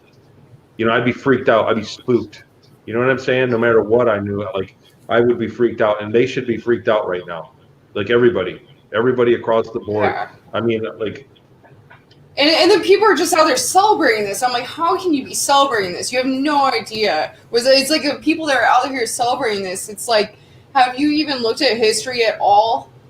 Excuse me, can you please go back and read some books or something, or watch a movie of Nazi Germany and take notes, because this is not good. I don't care what, it's just for someone having viewpoints. It's why would you call people that go to a rally, a terrorist? And how could you think this is okay? It's I me personally, I have certain views about people that are on the next administration that's supposed to go through, and the people that support that.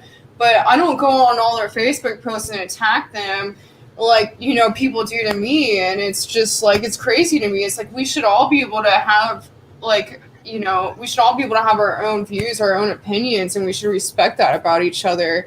And that's definitely becoming a problem right I've now. had a bout of, I've had a few people that, and you can tell them usually right out of the gate they're disrespectful, but and it's to be expected. I tell people all the time, like, look, it would be weird if everybody liked me or believed me. The stuff that I talk about, if everybody just said, yeah, I get it, I believe you, that would be totally weird. You should be skeptical. You should go and check out for yourself. Like, I'm just trying to do this for history's sake so that people are aware that some of this happens, because you can see how they cover things up. So I understand that, but it is hard to ignore. When you're an open person, when you're an open-hearted person, wear your heart on your sleeve kind of thing, you're an open book, it's hard to ignore somebody that comes on and just trashes you. But really, you just got to let them sort it out, because, I mean, I could never have time to go and spend much time. I've left a few nasty comments on things that pissed me off, but I would never spend all day or keep going back there. You know what I'm saying? Like, people that do that constantly, just there's something really deficient. What's really crazy that's been happening to me is, since I got back from DC, I've been getting a lot of accounts commenting at FBI on all my photos from DC. And then Oh, wow. I go and, like, they're trying to stick them on me or something. And I go and look at these accounts, and pretty much all of them are, like, they seem like bot accounts. So I'm like, wow. What is going on? And I'm not going to take down my stuff, because I want people to know my story, like I said, and I feel like they're trying to scare people from telling their story. You could go into your blocking, and what is it? You're talking about Facebook. You go into your settings and then go to blocking, and then put, what is it called? Fact check. And you block all of them. There'll be like 50 of them. Block them all. It shows which I ones cut are a lot of it bots? out. Yeah. Well, and then you can do other stuff. You can put in the word. Well, I don't even know if they're people that actually follow me. That's why I don't think these people even. But I mean, maybe they it's do. fact checker. It's the fact checks. And so I was getting fact checked a lot. And you block those, and then so it really mellowed out. Like, I still get them now and again, but it mellowed it out, because they were being really stupid there for a while. Like, even when it's not a fact check, even when it's factual, they go, it's disputed. You get what I mean? Like, they make up. It's like, it's ridiculous. A, that they're doing it, and B, that people that could fall for that, they go, you know what I'm saying? Like, when every single tweet that says this is disputed, it's like, who cares? Who's gonna fall? Who's gonna look at that and go, yeah, that tweet's not real? I'm reading this stuff too. I just discovered the comments over here, so it's like, yeah, these fact checkers. I mean, it's crazy, because it's like, who's to say that? And it's like, a lot of these things are fact checked. It's not true what the fact checkers say, or it's like, it's just their version. They're not fact checking themselves. It's like, who gives you the authority to, like, say what's real and what's not? It's like, who are you to, like, It's just It's so crazy. It's so great, and I'm really worried about how things are gonna go. But like we were saying earlier, I think before the show, you were saying, like, no matter what happens, even if the next administration goes through, I guess we should keep a positive outlook on things. There's a lot we can do in our own lives, for one, and then for two, I mean, the other thing is I mean, you got to look at it like this. We have been accustomed, we've been herded into communicating in a certain way, to where everybody can kind of get access to the information, like what I was talking about today. Everybody has to kind of take note of each other. Like, I've got a lot of people on Facebook that if Facebook went down, I would never know how to get a hold of them again. Yeah, I've been thinking about the last few days. How do I get around that? Because even though a lot of friends of mine are not really friends, I still like them. You get what I'm saying? Like, I still like people, and I want to be able to share information. I want them to share it with me. And so we need to start looking for things like that. You know what I mean? I'd hate to see it go back to old email lists, but we are kind of like we're up against the wall. I think once they've given us this medium, this technology, if it gets taken away, we're going to need it again. Do you think there's going to be an internet blackout, like everyone's been saying, or social media blackout? So on the legal issue, it's hard to say. The people that should be doing it are the ones that are benefiting from it. So in other words, You know what I mean? Like the Democrats took the whole government over. You know what I mean? Through this election series, there's no way that could have happened. By the way, it's always split. Even when even Barack Obama, who's like got a popular vote, like it was still a Republican majority in the House, I believe, back then. I forget, but there's always like right now they did a complete clean sweep, and it's just unbelievable. So they're the ones that are supposed to help protect us, police us against that, and the media. And I don't, you know what I mean, like the internet. And I don't think they're going to do it. I don't think they're going to step up to Twitter and put him in his place, you know, for what's been going on. But Parler's got a lawsuit against those guys, and they got a really good case. But you can't trust judges anymore either. I mean, look what they did to Trump, the Supreme Court. Like they're all blackmailed. Yeah, I heard those judges were held at gunpoint, and there was something to do with, I don't know if you saw this, with the children, and they were like blackmailed. Yeah, wow. Well, that's how they work. I mean, what are you going to do if you're well off and you got a wife and kids, you're raising your family happily, and they come and say we're gonna kill this one and we're gonna take the girl and sell her into sex slavery. Go ahead and vote for it. You know what I'm saying? Like, what are you going to do at that point? You're going to watch your kid get taken, knowing what's going to happen, that they're going to Central America to be raped a few thousand times and then killed. You're not going to do that. You're going to vote. You get what I'm saying? You're going to defend your family first. I doubt so. Yeah. I'm just looking at some of this stuff here. So. Yeah. Does anyone have any questions for Tony Rodrigues here? Looking back through. Tried to post all the questions as they're coming in, but well, and like I said, again, it's a kind of a dire time. So the best thing you can do is kind of just, you know, during the lockdown, I think a lot of people got complacent. It was hard to get back into a productive, you know what I mean, a productive state of mind. And I think that's really what everybody needs to do right now, is just kind of like get your things in order, because the times that, you know, the things that we relied on in our life are not going to be there for us. They're starting to fall apart. But yeah, it has been a while. Yeah, coming up on midnight here. Oh wow, where are you? I'm in northern Michigan, so it's snowy and cold. Wow. Yeah, I'm over here in LA. It's nice and hot, but you can't go anywhere or do anything. So really, that's a shame, because there's a lot over here. That's a shame, because LA has a lot of great restaurants. Yeah, no, none of them are open right now at all. You can't even yeah. That's a good question. So. I'm looking at Ryan, so I don't know. I'm kind of thinking about it. Like, it's, you know, they have web hosting too. Like that's what happened to Parler, is that Amazon kicked them off. So Telegram's been a thing in the last few days. I've been realizing. So you can actually search like anyone on Telegram. All these people that have been censored, pretty much all of them, you can censor them. I just realized last night I could find like Trump and his team. Kidding. And really? Yeah, no, but like this is just a thing that's just starting to happen. And then like, you know, people on like Candace Owens and people like that have been censored. If you just go on Telegram and search them, they have a whole like chat. It's not of like other people, but just them, of the things they post. Oh, neat. And you can join it and see it, and that's what they're all using now. So I just found out about that this morning, actually.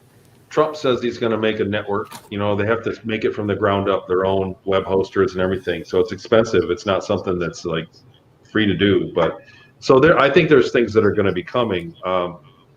It just depends on how nutty it's going to be after the next administration takes over. So Lucky Jackson about the med bed. So I was injured a couple times. I was injured critically a few times. I did not witness the med bed. Like everybody asked me, like, what was the experience of it? I was unconscious. There was times when I was badly injured and I passed out, and when I woke up the next morning, I was fixed. So I don't know if they were using, again, cloning technology, a whole new body and cloning, or if they had some other technology that was fixing me. But on one occasion, I had lost an arm up there, and I lost a lot of blood and passed out. And the next day, I woke up, I had my arm back. It was just as good. So I don't know what technology did that. It was like I was through a surgery, but I was unconscious for it. Wow. Yeah, it would definitely be interesting if they brought that technology and started using it here. That would be amazing. Females are angels. So yeah, I work in TC there. Okay. That's pretty close to me. That's the first. There's not a lot of people in my area that are familiar with this subject. Someone said, "What?" Nicholas here says, "What food did you eat off planet?" That's a good question. So Ceres Colony had restaurants that had real food. It was real or really high quality synthesized food. But we had it looked like a microwave, and you would put a cup in it, and you had to pick out of 6 or 7 meals, and you hit the button and it would synthesize the food in it. It was fake, and it was always slimy. You know what I mean? It's like it had your nutrition for your lunch, but it was a simple meal. It was basically like jail food. Yeah, it wasn't great. Do you think like the elites that were like, wait, I forgot to ask you this earlier. Like these like Illuminati, like elite type people, like the family that had the son that, basically got mad at you and had you sent into this. Do they just go to these other planets and work with these ETs for like fun? I mean, I'm sure that they did. Like he was very, I was in 4th grade and this kid was like super mature. He was telling the teacher how to teach. You know what I mean? Like he was. And were you just in like a regular, like, is this just a regular school in Michigan, or I mean, was it like an elementary school? Yeah, an elementary school. And I think that he did a 20 and back already. I think that he had technology. You know what I'm saying? Like he acted like an adult in many ways. So like someone like him would probably be like an officer or something, though. Like, well, they would go, or just a civilian, somebody that would be up there and just be, you know what I mean, have wealth up there.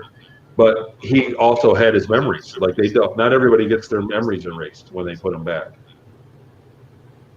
Wow. Look, 0 point energy. Here's a good question. How do you explain to people who need the proof to believe in aliens? If you think that there are 500 billion stars in our galaxy and then 500 billion galaxies, and the only star that we've seen up close has all the life we know about on it, and there's no life elsewhere, I mean, you shouldn't bother explaining anything after that point. Somebody told me that if they did the math, you know what I mean, and like if one star in a galaxy had life, and that was your odds of winning the lottery, like every time that you played the lottery, that you would win the lottery every day, like when you take the number of galaxies, you know what I mean, like they worked it out that way. Like there are so many galaxies that if there was only one planet in them, you could, and if you won the lottery that much, you'd win it every single day, because there's just so much out there. So and like I said, the real number is more like 7 out of 10 stars on average has an Earth or civilization around it. So did you actually interact with a lot of different like ET races while you were not really on any of these journeys? You know what I mean? Like I saw some, but I didn't. Or were there a lot of like human races that aren't from here? There are a lot of humans that aren't from here. So I did meet some. There are a lot of humans that it's actually they're all over the place. They're just, and there were some humans that were from other worlds that were free. Like the Earth is not a free world, and so and he said it. He told me about it. He said he felt sorry for me because. What's the difference in that? Like we're like in a prison planet, obviously, and a lot of people don't realize this, and they love the system. And, there are a lot of planets where they're like we are unaware. Like officially, public is unaware of life in the cosmos or intelligent life, right? There are a lot of planets like that. They're right around our level of technology, and they're kept in the dark as well. It's like a level of control for. Where does that come from? I mean, why would our planet and these other planets be a prison planet? Is that to do with the ETs that control these planets? I mean, it's a slave planet. Why don't the benevolent ones come in and release us of that? Like, what's the deal with that? It's a level of development. It's a spiritual level of development. It's the level that everyone here is on. Like what you're saying, like if we wake up to a certain level, then we wouldn't have to deal with this influence anymore. Yeah, like I guess it'll change. Like it's a constant struggle because if we were all working together to discover, we would have done it by now. But we're being held back because people are taking advantage of the situation. The elite have been in space, and they've taken advantage of living in space and on Earth for 100 years now, or longer. And so they are enjoying it. You get what I'm saying? Like having, like how cool would it be to be the only person that has the internet, or you know what I'm saying, the ability to make this show, and nobody else. Everybody would have to watch your show.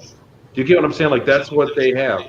That's what they have. They have a monopoly on a lot of different technologies that are very useful. So they work very hard to maintain it, and eventually, I mean, they won't be able to hold it back any longer. So I mean, we're just spiritually. The more lives you live, the more aware you are, and so as a whole, as mankind, as everybody starts to incarnate and experiencing more and more lives, they can't be held back. You just can't stunt the growth. They're eventually going to have to go into the cosmos. So there's a ton of stuff here. The only thing I could say is, like, I don't want to cut it off short, but I'd say get a hold of me. My website, you guys can email me with stuff. There's a lot of really good questions, but I feel like we would be another hour. I could ask you questions for hours, so I feel like, maybe just let everyone know where they can find you again. And so it's TonyRodrigues.com. I don't know if I can even check. How do I do this? I actually put it in the comments earlier, but yeah, you can post it. Just pop in there, and then let's wait and see if the world doesn't end in the next month, and then we'll get a whole. I'd love to come back if I'd love to have you on my show. Yeah, that'd be great. Too. Even like, I didn't realize you had a show. Yeah, I'd love to come on. I have a Patreon show. Yeah, Talks with Tony. So I'd love to have you. And that's about helping people through their memories or whatever. Well, it's kind of like it's basically we try to cover guests that have been through stuff like that, and then current events with my angle, because of what I've seen, I kind of see things at a different angle. Like, you know what I mean? When I watch the news, I can tell that they're lying because it's obvious. I have a different perspective, so we like to talk about stuff. I'd love to have you on and talk about your trips. What happened. So. Yeah, and I'm really curious. The secret space program thing has come up a lot for me, like before I even knew about it. So I really feel like I might have a connection with it. So yeah, I'm not 30 yet. You said most people were taken when they're like 10, and then they come back. A lot of girls. Okay, so I don't want to say that this is etched in stone. A lot of girls are taken around 12. Oh wow. That's what So they would come back around 32. A lot of guys are taken around 15 to 17. That are and people that are taken for certain professionals that are like genetically made for the job, a certain job. They'll be taken many times in their youth, but they'll actually do the tour, starting about 10 or 12, or the boys a little bit later, because the boys go for fighting ages, and the girls do other stuff. I don't want to say clerical. Girls do the fighting as well. I'm not going to put it in like that, but girls tend to excel at other things, and they can start younger. Yeah, both sides of my grandpas on both sides of my family were, did a lot military wise. So, and then it's like the other aspects of it, like what a lot of these insiders have gone through growing up. I like every single point matches with, what I experienced growing up. So I'm really curious. It feels crazy for me, like asking about it, but honestly, it's just come up so much that I'm like. If the hardest part to get your head around is that you may have been involved. Like once that happens, and once you get some, because that's the other thing is you have a spot of weirdness, and then you go, man, was I involved? I don't know. And then if you investigate it and it checks out, you're kind of stuck with it. Do you get what I'm saying? You're like, oh. And then every time you think about it, you go, wow, that did check out. I have to keep looking here. I was on Project Camelot recently with Carrie Cassidy's show, Project Camelot, and she, it was interesting because she was asking me about all my experiences, and I told them in detail or a lot of my experiences, and then she was like, so you got really interested in this, and you started like becoming involved in the scene, and you didn't really connect like the experiences you had before. You just got interested and started doing this, and then you found out about these programs later? And I was like, yeah, I think so. And she's like, that's interesting. Like, don't be weirded out about it, because that's actually what happens a lot. And I started thinking about it, and I was like, wow, that is pretty interesting. Most people, most people that watch any of my videos have had something in their own life that didn't make sense, that made them start looking. You know what I mean? Like, Yeah. most people that have a normal, like a plain Jane lifestyle going on, they're doing well in the system, so they don't question the system, and they don't have any kind of weirdness going on. They don't want to believe it about anybody else. And Do you think this is happening with lots of people? I mean, what do you think is a percentage of people like on Earth that are going into these programs? I mean, is it a large percentage? Like, I don't know. I would guess 10, 15%, maybe more. Like I said, a lot of people are being taken for slavery, like prisoners are being taken. I did a talk in Australia, and I made that point. I said, I read off the 13th Amendment, I think, and I said it abolished slavery. It also made it perfectly legal. Just get a facility to look, I looked into buying an MRI machine. They're extremely expensive. They're like $3 million to get a used one. Wow. So I looked into that, and then I looked into trying to make a magnetic field as powerful, and it's just you need such a power booster. It's like it's impossible to get for somebody like me. But I looked into ways to do that, to try to help people. But there are other things you can do. We'll stay in touch. Okay. Yeah, we've been going on for a while. So TonyRodrigues.com, that's the place to go for everyone to find you. Great. So I guess I'll end this now.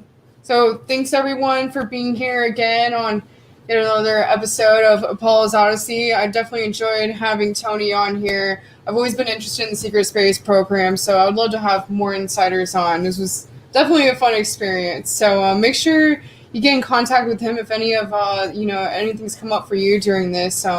Seems like the program on his side is the place to go. So thanks, everyone. Good luck, everybody. We live in historic times. Hang in there. We're all in this together. Good luck to everybody. I wish us all the best. I mean, we got some tough times ahead, no doubt. But it's not the end of the world. We got some great times ahead of us, I'm sure. So I think it's everyone holding this frequency of like hope that things are going to work out for the better. I think that should help shift things. Hopefully, that's my kind of my purpose of doing all these shows, and especially I'm pretty much doing them nightly right now because I know a lot of people are out there and they're really worried, and it's good to have people on that understand things and can help people work out the details with what's going on. So, all right, everyone, it was. Thank you all for being here, and I will be doing a show with Laura Eisenhower and Ben Chastain on Friday at 7 p.m.